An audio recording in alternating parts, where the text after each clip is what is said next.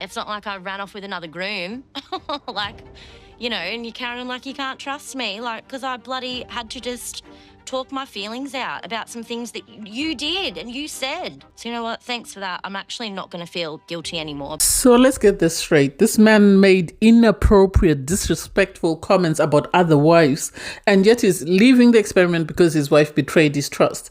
Make that make sense. Make that make sense, because it doesn't make sense to me.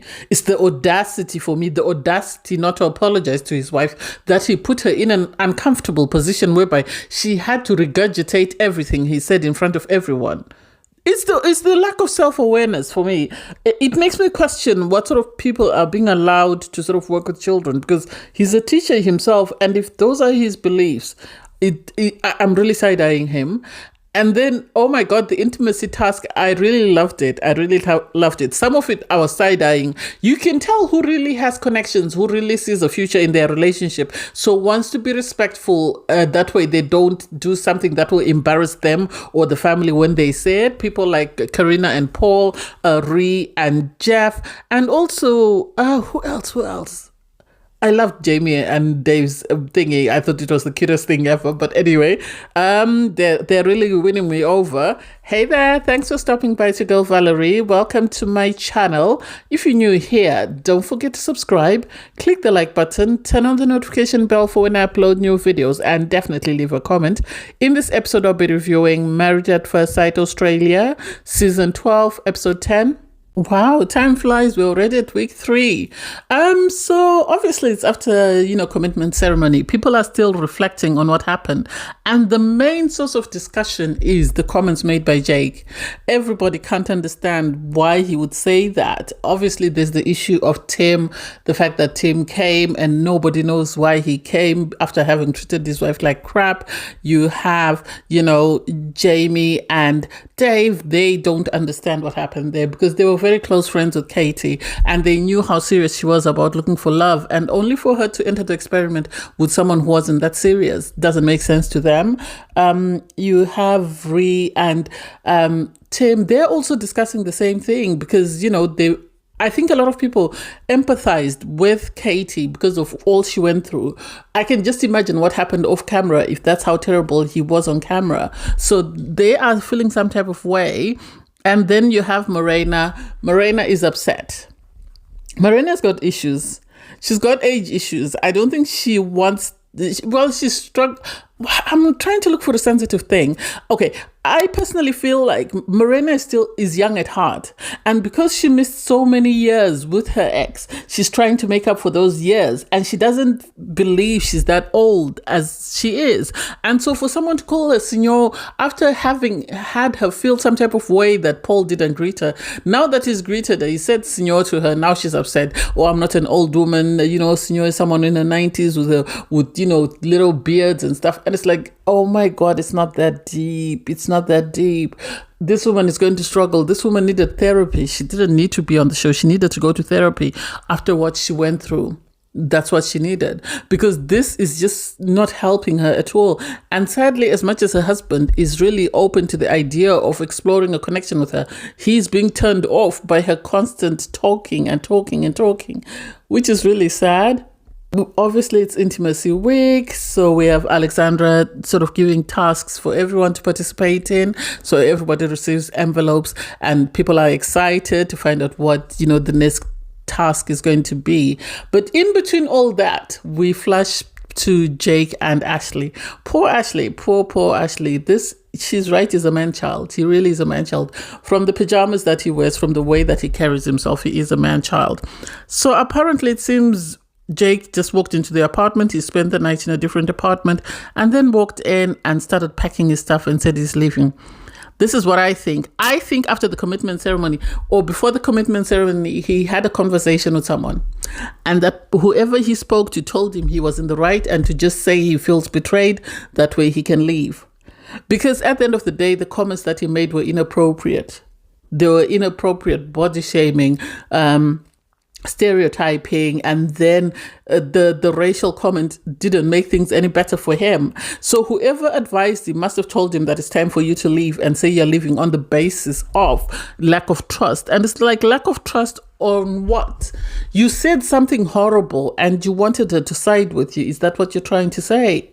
You wanted her to stick beside you, irregardless of whether or not she disagreed with what you said. It's totally different if somebody's husband had come at you and she was defending you, or someone had said something horrible about you and she was standing beside you. This is not it. You said comments that are inappropriate and unacceptable, and yet you wanted your wife to keep them in secret. When you're being recorded on TV, what did you think, Sherlock Holmes? Did you think that the network was not going to show that? What makes you think that that was going to stay private? That is what they're looking for. And this, you gave it to them on a silver platter and they took it. You have Sarah and Billy sort of discussing the scenario, and Billy saying, he feels some type of way about it because at the end of the day, nobody deserves to be treated or to have anything said about them. And so he stands on the fact that he called out, Jake for his comments. Jake is feeling some type of way. He continues to pack his bags because he says, I feel betrayed. I have nothing else to say. I was like, seriously, you feel betrayed that you're outed, that you are, very misogynistic in your way? Is that what you feel betrayed by? Make it make sense, because what you're saying doesn't make sense. And I'm happy that your wife had the guts to sort of stand up and sort of reveal what you said to everybody else and sort of not hold back, because at the end of the day, she tried to put lipstick on that pig. She actually said, you're not a malicious person. You're not a terrible person. It's just something that you said that was a bit off. And it's like, no, it's not a bit off. He said it. Let's accept it for what it is. He said what he said, and let's keep it stepping. We can't lie and say, oh, he's not a vindictive person. He's not a malicious person. Yes, he is. If he could say horrible things like that about people that he doesn't know, imagine what he would say about people that he does know. Make that make sense? So the ladies attend an intimacy workshop with Alexandra, and everybody obviously showed up. Katie, Lauren, and Ashley have all left the experiment. So the other ladies present, and everyone is excited because they know Intimacy Week brings with it a lot of tools that they can take home with them, which is amazing for those participating. And first up is my girl Jamie. So Alexandra asks the ladies to go around the room and just say where they are when it comes to their coupling. Jamie, she says they're doing amazing. They're doing great. We all know they're doing great because Jamie has already told us before that they are doing amazing. Afina says she's doing great. She's had sex, and she says, actually, before I came here, we actually had more. And it's sort of coming across as though it's just the normal, what did Jamie from Married at First Sight USA call it? White people sex, I think it comes across as. You have Morena, I'll come back to her. Karina, they really didn't say much, but we all know that they've been physically intimate. Sierra says, well, it seems Sierra and Morena are the two that have not had sex. Sierra said they had it on her first night, but then since then nothing has taken place. She walks around the apartment naked, and Billy just looks at her and doesn't do anything, and she doesn't know what else to do. Ree is saying the sex was great the first time round when they dated, but this time she doesn't want it to fizzle out. This is why she's being more cautious when it comes to physical intimacy. Jackie was asked, what do you like? And then she started talking about herself. As per usual, she talked about, I want someone to tell me you're the most beautiful girl in the world. You're amazing. I love your body. I love this. And it's like, Jackie, I hope if nothing else, I hope this is a teachable moment. Watching herself on TV, I hope is a teachable moment for her. And then Morena, for me, I don't even know where to start. Personally, I think she has a problem, and I think she has a big problem that she needs to go to therapy for, to process what she went through in her marriage, because she says her marriage was very tumultuous. It comes across as though it was at some points abusive. So I think she needs to go and deal with that. She's not happy with the fact that, yes, everyone can express themselves, whatever, but she says, her husband, Tony, sleeps on the couch, and it's like, But on the first night, you told him he was snoring, you told him he was loud, you told him. So he offered, as an act of kindness, to sleep on the couch.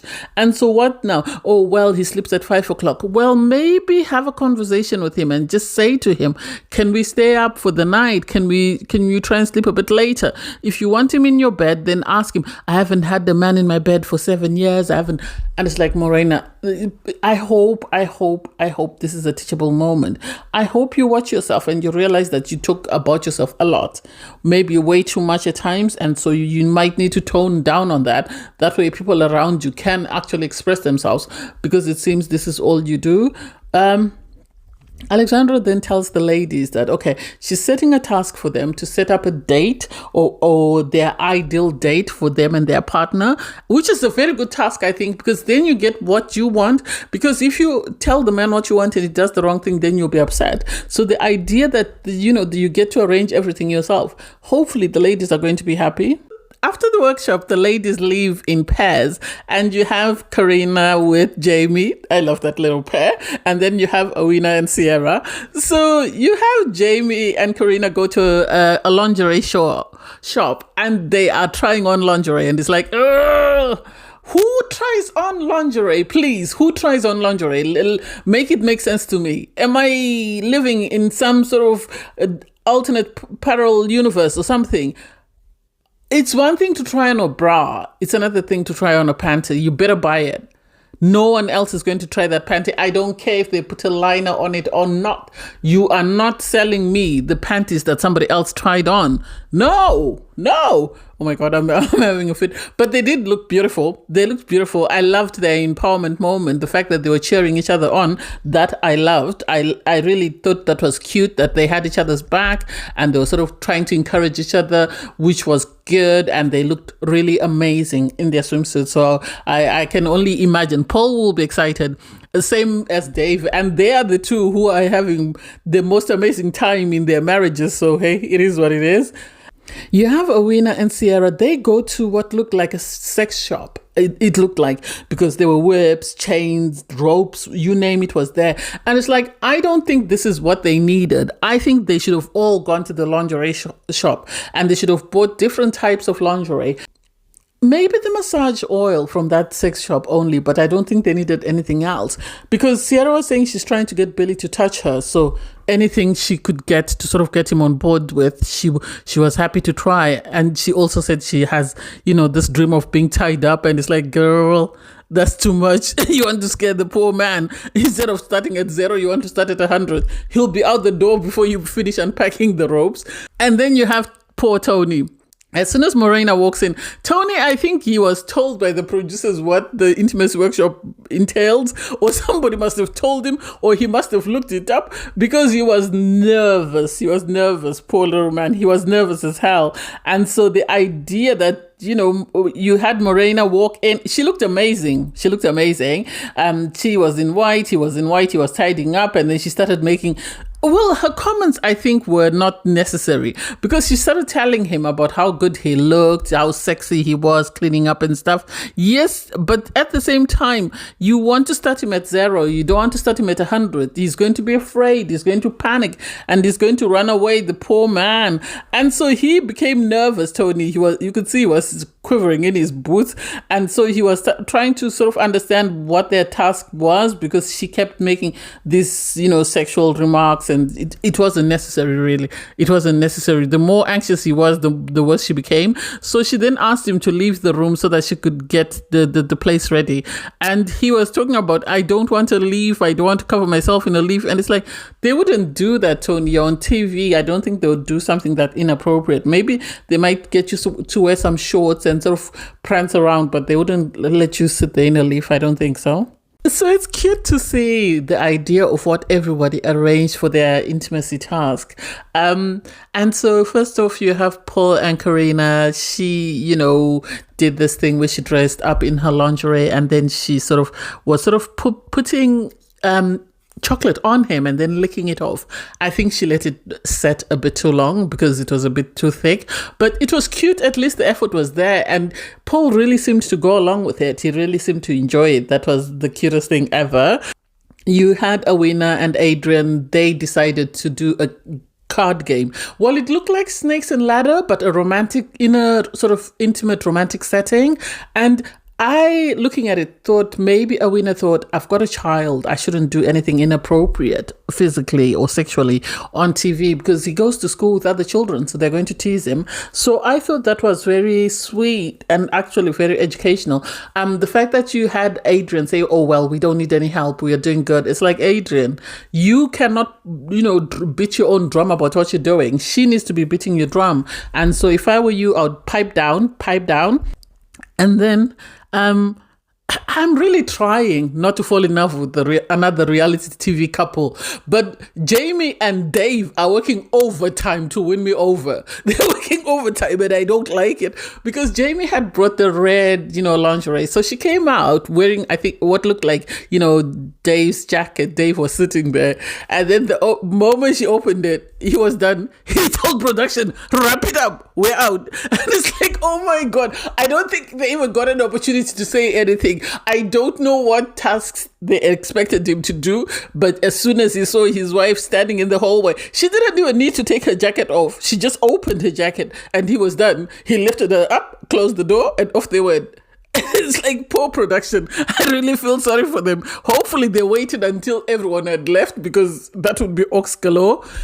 And then with Morena and Tony, I really loved it. It was age appropriate and it was also sensitive because at the end of the day, she had to take into consideration his feelings. So she set up this thing where she sat on a couch and was laying there and had him sit down and paint her. And Tony, I think, was very nervous and very anxious. So I love the fact that she didn't sort of expose herself, but instead she put on a robe and then she sort of made him everything else imaginary to whoever was watching her.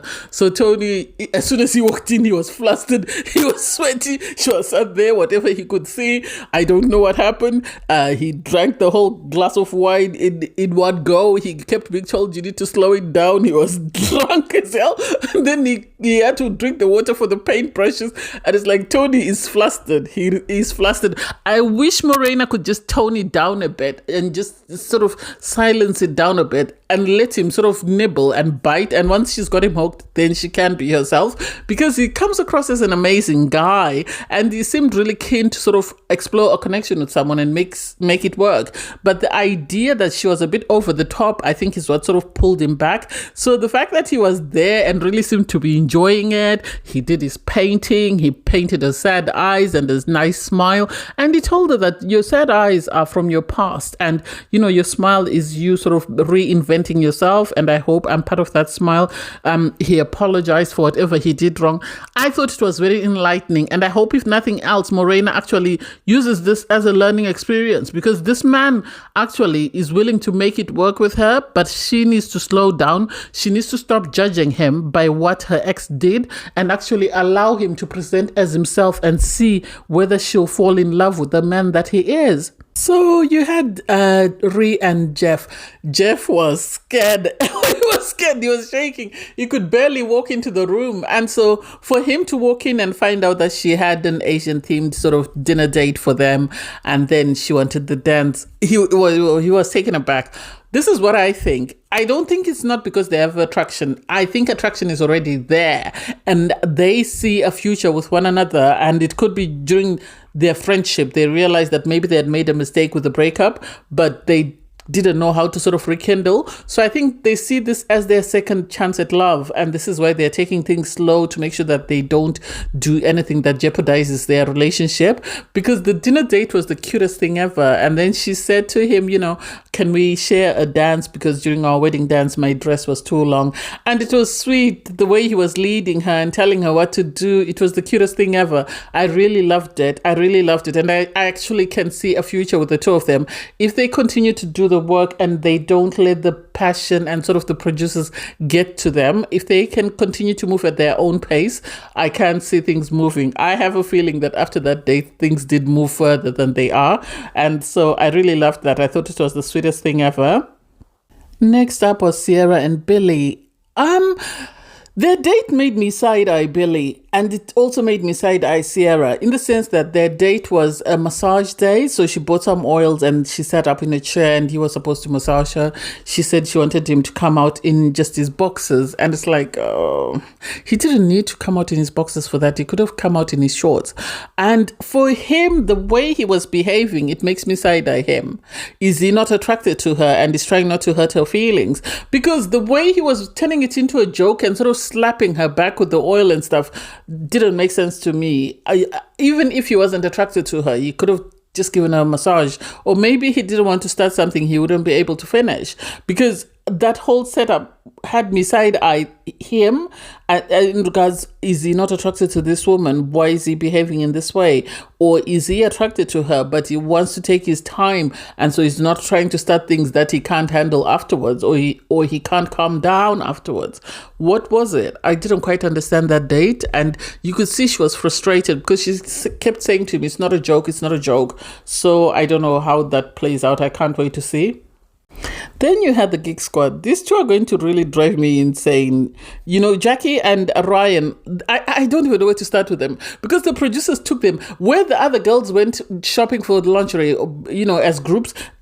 You had Jackie decide to take Ryan lingerie shopping. And so I think her attempt was to impress him by trying so many different outfits. So for him to not really seem that bothered didn't go down with her well, because he's already not ranked her number one as the most beautiful in the experiment. So this was just something else to add onto the pile. They came back, she changed into lingerie, and then she gave him a Polaroid camera to sort of take pictures of her. And he didn't seem to sort of flatter her the way she wanted to be flattered. The problem he has is his wife is not as flexible as people like Jamie, and she's not as vocal as people like Jamie who will correct you in a way that's not offensive. To her, she comes across patronizing. She comes across as, I'm better than you. So when she talks to him, he then is now combative, and there's no listening to the other person, because she was saying she wants to be adored. She wants him to use all the nice words. He was saying you're a snack. And it's like, how do you tell someone she's a snack when she doesn't know what it means? Because to her, it's not sufficient. To someone else, if you tell them, oh, you're a snack, they're excited, they're happy. And so for her to expect him to sort of vocalize in the words that she's used to receiving from other people didn't make sense to me. For her to sort of throw tantrum over that didn't make sense to me. I can see them being the train wreck couple this season because of how rigid they are. They need to stay in the experiment, not because I like their theatrics, but they need to be humbled and need to be taught how to love and to give love, because this is their biggest barrier. No matter how intelligent they are, no matter how educated, how financially sufficient they are, that is something they need to tap into, and I think the experiment will help them very well. Anyway, thanks guys for watching. Please don't forget to like, share, comment, and subscribe. And click the link in my video to watch my review from episode 9. Bye guys.